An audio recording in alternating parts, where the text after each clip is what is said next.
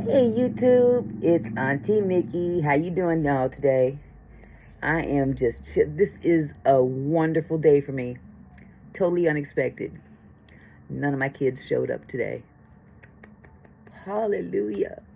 It's not that I don't love the babies, but I love those little surprises. I take great delight in when nobody comes. And it just gives me a day off. I wish I was able to get up and move around the way I usually do or used to do. But that day will come. That day will come. I could think of a couple things I could be doing today. I need to go to the mall. I hate the mall. First of all, let me just say this. I hate the mall, which further lets me know how old I am. When I go to the mall, it's because there's something there specifically that I need. And I go in, I come out. Used to be a time where, going to the mall was, hey, you can just look around. And then even years ago, I stopped doing it, doing that because I would get an attitude. If I didn't have no money and I'm window shopping and I see stuff that I want and can't get, so I stopped going to the mall when I was broke. So I was broke.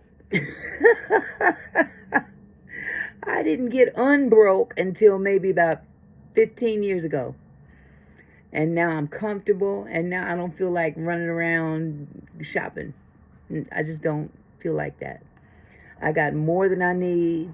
I'm happy with what I have. If I need anything, my husband's already out and about. When he's going to work and stuff, he's got to go across town. He'll pick it up for me. I'm blessed. I'm blessed. But I do need to get to the mall. I need to get a few things replaced. Toiletry wise. So I might just wait until the weekend to do that. It's nothing serious. However, I thought I'd take this opportunity to get me a video up. And this time, instead of going live, I thought maybe I would sit down. One thing I haven't finished is reading my book. Last chapter I read was chapter 6. So I think I might do another chapter or two tonight. But I want to do this while it's on my mind. I see a lot of people doing story time videos. And I find myself captivated with these stories. And I got some stories I can tell as well. It's just a matter of looking back and, okay, what's a good story that I could tell that I've experienced that would hold one's attention? Can they learn from it? Is there something that someone else has gone through that I might have gone through as well, and they didn't do the same thing I did, or vice versa? And had they not done what they did, or had I not done what I done, it would have been a totally different outcome. So, with that said, I know that was a lot of words that said nothing, which I hate. I hate that. I hate when people get on a subject and they can't complete a sentence before they move on to the next thing, and then they don't complete what they were talking about before. So I'm working on that because I'm seeing a lot of that on YouTube.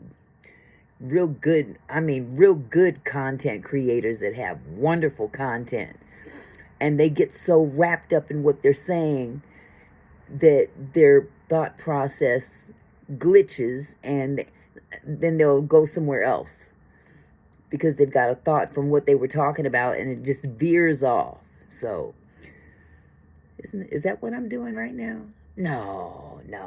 I'm just giving you a little bit of context of why I'm doing this. Anyway, one story that comes to mind. I was much younger. I was an adult.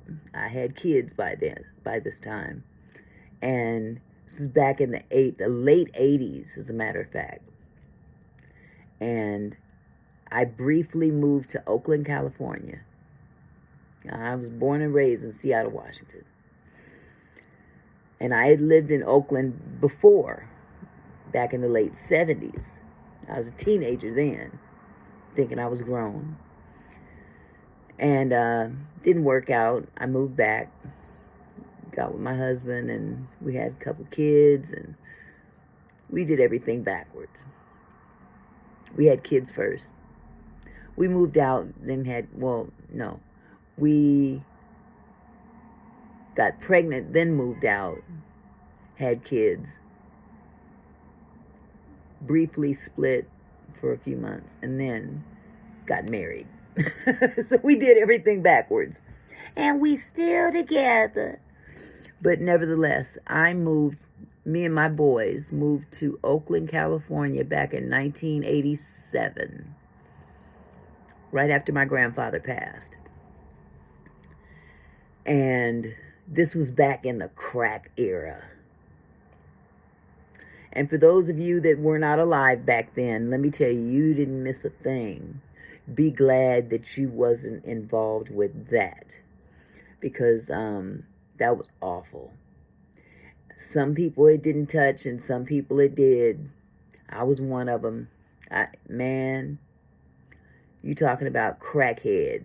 Now, thank God I wasn't to the point where I was for a rock. No. But that drug was very devastating to the culture, to the community. And I'm not going to go off into what I think or how I think it got into the communities. I mean, if y'all really want the down low, you ain't got to look far. Check out Snowfall. Not too far from the truth. Pretty much the truth. Fictitious people, but same storyline. Whereas, whereby the government played a big role in that drug infiltrating the black community. And it backfired. Because, honey, white folks started getting hooked too. Oh, we can't have that. We can't have that. We're going to have to declare a war on drugs. Here come Nancy Reagan's. Hey, just say no. Whatever. But anyway, I'm just giving you a context of the time era I'm talking about. So, one day, I was walking down the street. I'm not going to go into the background of why I was walking down the street, other than the fact that I was coming back from the store. And I was going back to Big Mama's house. Big Mama was my ex's mom. And I was going back to Big Mama's house. I don't remember what I bought at the store, probably something for the kids or whatever. And I'd learned early in life that I had a big mouth. Sometimes my mouth could get me into trouble. And I learned the hard way the first time I lived in Oakland not to trust people, especially strangers. Even though my grandparents ingrained that in me. One night back in the late 70s, I got snatched off the street, going to the store by myself. It's dark outside, and this dude rode up on me and caught me completely off guard, threw me in the car, had his way with me by Lake Merritt at knife point. I'm alive to tell the story. Hallelujah. And I learned back then, it's okay to be friendly to people to an extent. Because people can read your vulnerabilities if you're not careful. They can read your genuine lack of knowledge. I mean, bad people do bad things to good people with good intentions. I'll just put it like that.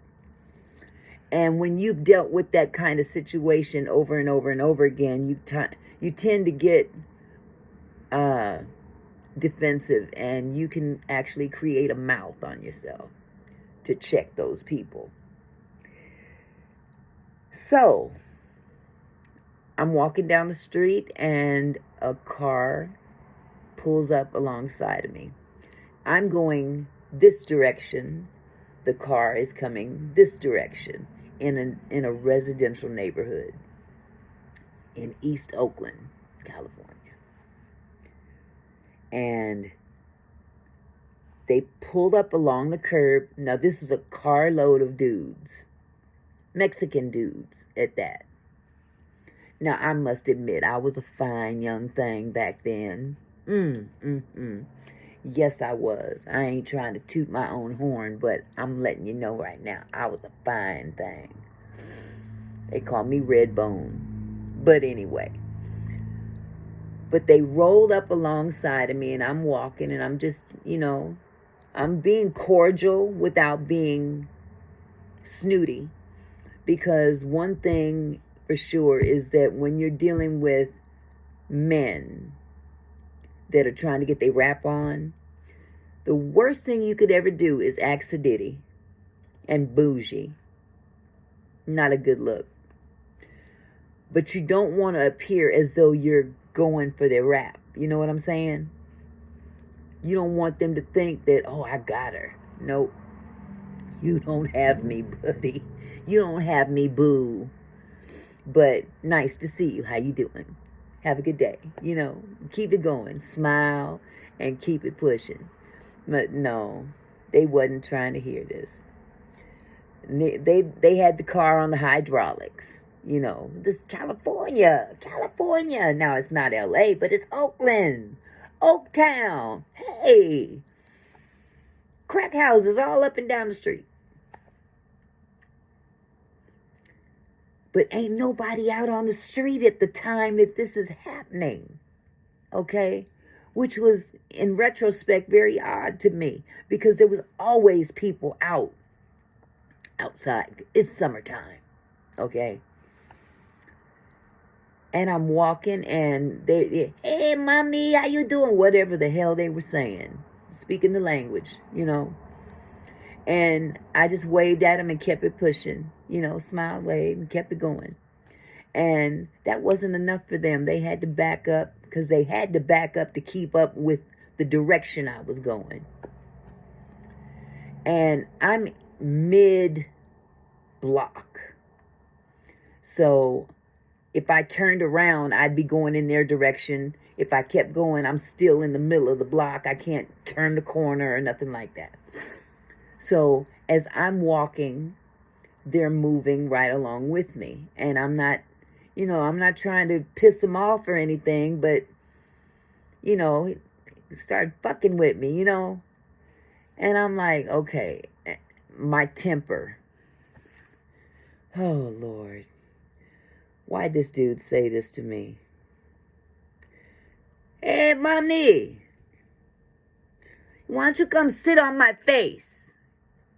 And before I knew it, I said, why, is your nose bigger than your dick?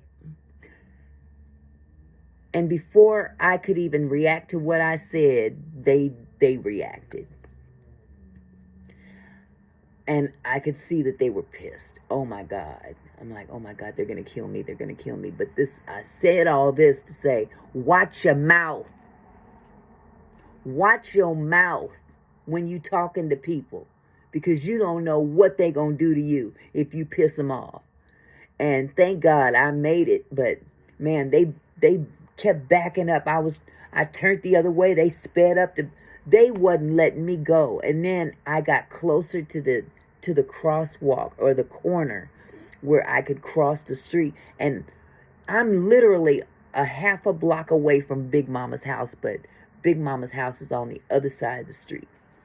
So that means I'm going to have to cross the street and go up a half a block.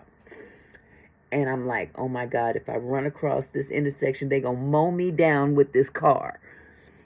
But either way it goes, oh my God, I made it out, but I thank God every day when I think about that. I could have been laid out on that sidewalk, dead as a doornail, because of a big mouth. So I say all that to say to these young ladies nowadays, because there's a lot of little flippant little girls running around here. And nowadays is worse than it was back then. Can't tell me that it's not. But society has depicted our young black females as hoes, thoughts. And that's not it. That's not the look. That's not the business. You don't have to be the head shaking, finger popping, finger in the face, and nasty, nasty, nasty flowing out your mouth and popping pussy and all that. You ain't got to do all that. Be a lady. Be a lady.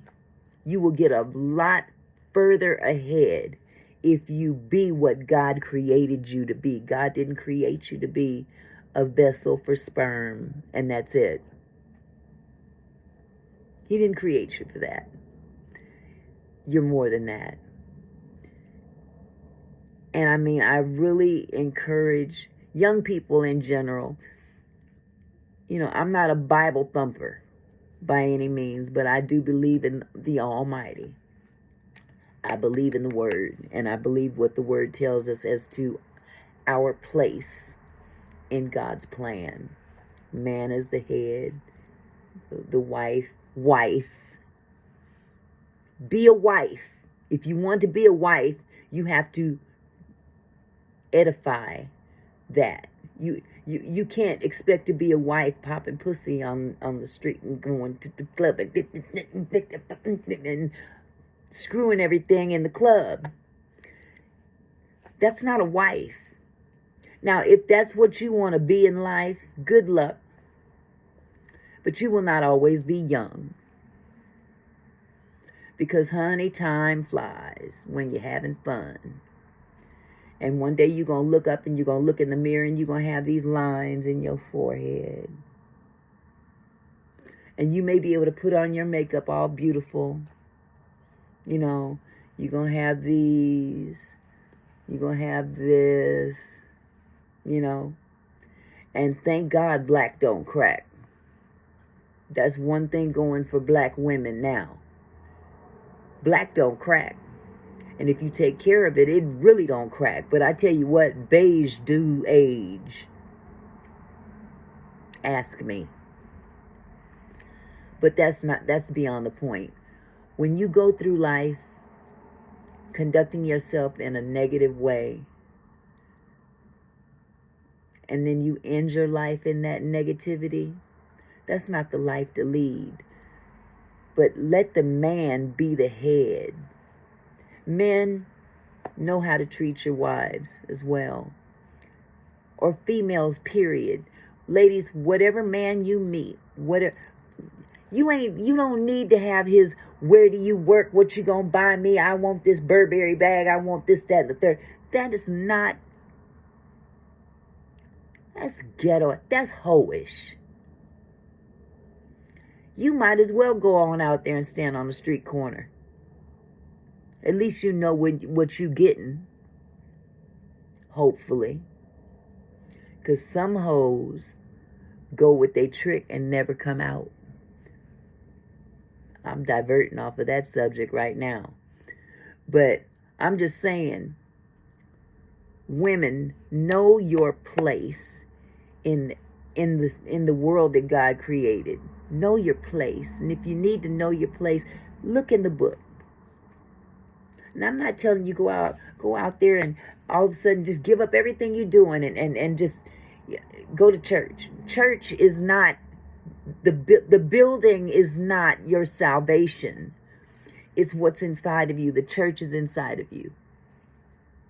And everybody can have a relationship with God. It doesn't have to look like hers or his or theirs or its. It ain't got to look like anybody's but your own relationship. But have some self-respect.